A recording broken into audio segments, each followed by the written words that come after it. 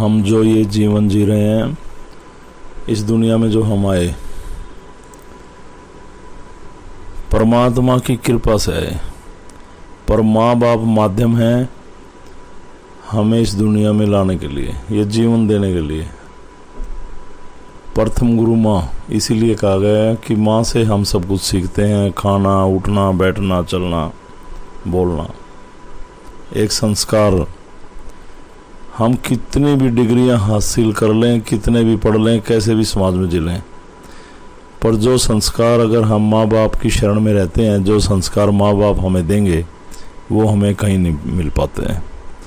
किताबों से ज्ञान मिलता है, हर जगह ज्ञान मिलेगा, पर संस्कार माँ बाप से मिलते हैं अगर आप माँ बाप का कहना मानते हैं, उनकी शरण में रहते हैं। बहुत सारी ऐसी घटनाएं होती हैं, माँ बाप, एक गरीब माँ बाप अपने बच्चों को इतना अच्छी तरह से पढ़ते नहीं, वो फिर आगे परेशान करते हैं। कोई शराब पीने लग जाता है, कोई क्या गुजरती होगी उन माँ बापों पे। नाथ जी कहते हैं, जो बच्चे अपने माँ बाप की आत्मा को ठेस पहुँचाते हैं, परेशान करते हैं, उनके ऊपर कभी भी परमात्मा की कृपा हो नहीं सकती। माँ की और बाप की आत्मा से जुड़े हुए होते हैं बच्चे, और जब माँ बाप पुकारते हैं भगवान को बच्चे की सुख शांति के लिए, दिल से, आत्मा से, तो आपके सारे कार्य पूर्ण होने लग जाते हैं। पर जब आप माँ बाप की आत्मा को परेशान करते हैं, तो सच मानिए, मेरे ये प्रैक्टिकल हैं, आप को परमात्मा भी इग्नोर कर देता है, उसकी शरण में कोई रास्ता नहीं मिलेगा।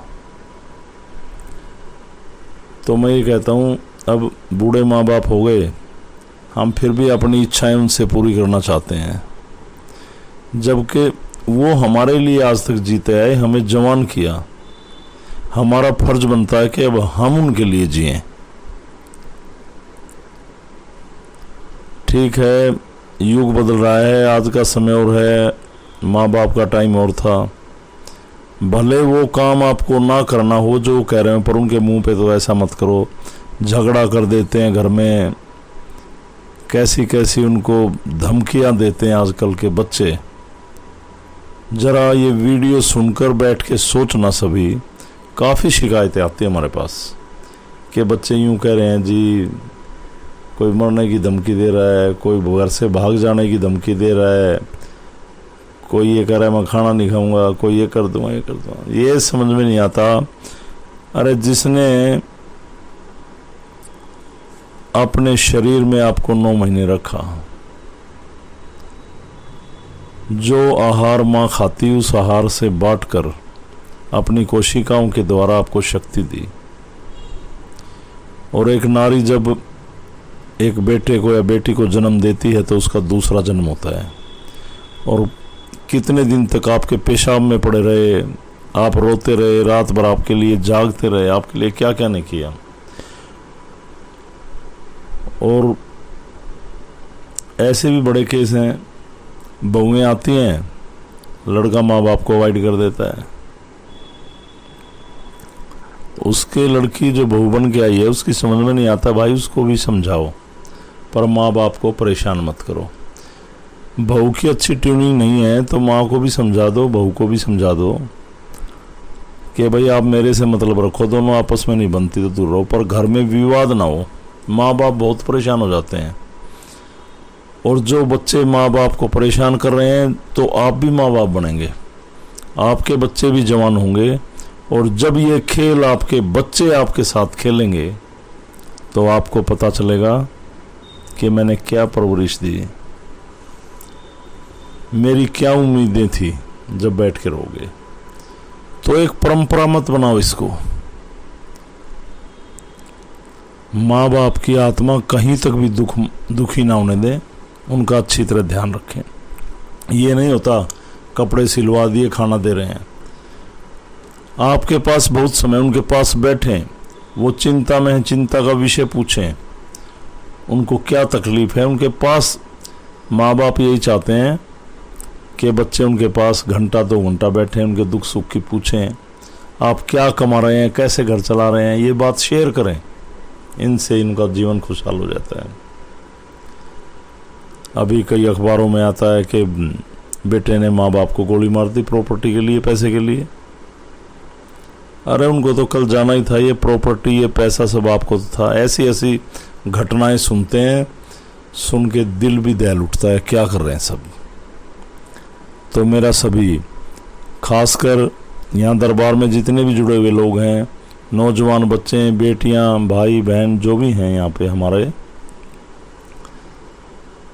परमात्मा की कृपा जब होगी जब माँ बाप की कृपा होगी। माँ बाप की सेवा नहीं तो परमात्मा की शरण में कोई सेवा नहीं, कोई फायदा नहीं। तो माँ बाप की शरण में आए, परमात्मा माँ बाप के चरणों में आपके लिए वास कर रहा है, आपका परमात्मा है वो। और फिर आइए उस भगवान के आगे जिसने ये दुनिया बनाई, फिर आपको स्वीकार करेगा। क्योंकि माँ बाप, कृपा से तो भगवान क्या है, पर माध्यम माँ बाप थे। तो भगवान ने जिसको माध्यम बनाया वो सबसे पहले सर्वप्रथम पूजनीय है। एक छोटी सी कहानी सुना देता हूँ आपको। एक बार एक राजा अपने दरबार में सभी के कष्ट सुना करता था, और बाहर दरबान खड़े होते थे, और जो अच्छे अच्छे गिफ्ट लेके आता, बड़े बड़े उपहार लेके आता, वो उसको अंदर भेजते।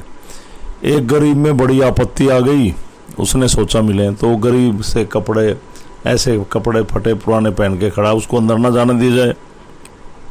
था दिमाग से बहुत तेज, उसने सोचा कि ये तो अच्छे अच्छे कपड़े पहन के ऐसे ऐसे पोटलियां बांध के लाते हैं, इनको अंदर जाने देते हैं।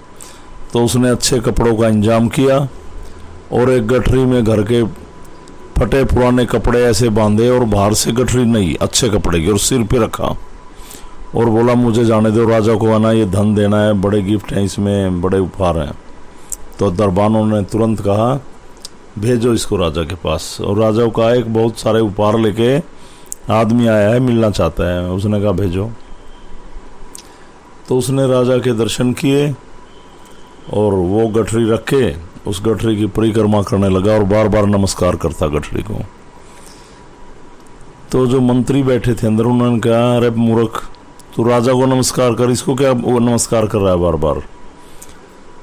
बोला राजा को तो नमस्कार कर दूं, माध्यम ये मेरी गठरी है जो राजा तक लेके आई, वरना तो मैं अंदर ही नहीं आ सकता था। तो राजा ने ये बात सुनी और ये देखा कि उस गठरी में फटे पुराने कपड़े हैं। राजा इस बात से बहुत प्रभावित हुआ और इस गरीब को न्याय दिया। तो इसी प्रकार उस गठरी की तरह माँ बाप हैं, कितने बूढ़े हो जाएं, दिखने में ऐसे झुर्रियाँ पड़ जाएं, उनको कभी बुरा मत समझना, उनकी शरण में रहें। माँ बाप एक ऐसी चीज़ है जो आपको कभी भी ये नहीं चाहते कि मेरा बच्चा नीचे जाए। माँ बाप ही ऐसे चाहते हैं कि आपके बच्चे आपसे ऊपर बढ़ें, नहीं तो कोई नहीं चाहता, चाहे कोई भी हो। गुरु भी ज्ञान बांटते, गुरु भी मार्गदर्शन करते भगवान से मिलाने का, पर संस्कार माँ बाप देते हैं। और कृपा जो माँ बाप से होगी, ना किसी गुरु से होती, ना किसी और किसी माध्यम से होती। तो बहुत कुछ है कहने को, पर इतना ही काफ़ी है। माँ बाप जो भी कहें उनकी बातों का अनुसरण करें, ध्यान से सुने, वो आपके लिए भी कभी भी गलत नहीं सोचते। अपनी इच्छाओं को मार के माँ बाप की सेवा करें, वहीं परमात्मा बसता है। मेरा इतना ही कहना था, ध्यान दें इन बातों पे। और सभी को मेरी तरफ से ओम अलग प्रणाम। सनातन धर्म की जय, अलग पुरुष की कृपा बनी रहे। और जिन माँ बाप ने सभी को जन्म दिया उनको प्रणाम, कृपा बनाए रखें। प्रणाम सभी को, प्रणाम प्रणाम। जगत जननी को प्रणाम, प्रणाम सभी को, प्रणाम।